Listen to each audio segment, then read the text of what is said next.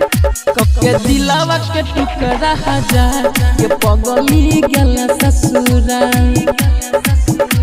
के दिलावा के टुकड़ा हजार के पगली गल ससुरा तोहर छिया के है गे व्यापार तोहर छिया के है गे व्यापार जान मरै छी निखार के दिलावा के टुकड़ा हजार के पगली गल ससुरा के दिलावा के टुकड़ा हजार के पगली गल ससुरा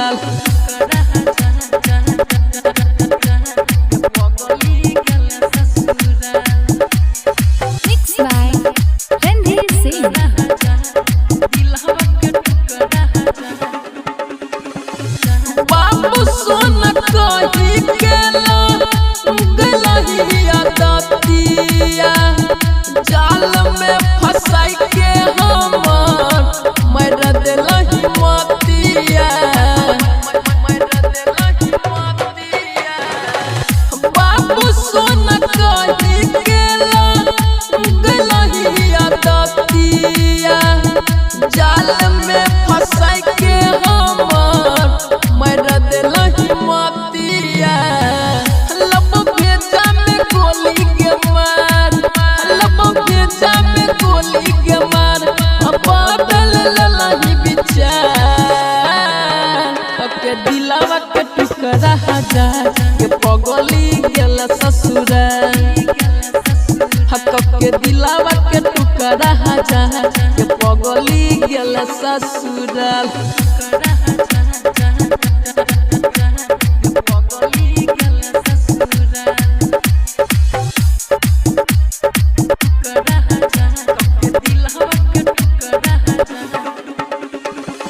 लुट गेल खत्म हमर कलही कहानी जुगे से जानू के बाधा डलही परेशानी लुट गेल खत्म हमर कलही कहानी जुगे से जानू के बाधा डलही परेशानी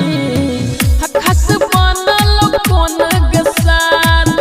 खस बनल कोन गसार के करल कर छी सिंगार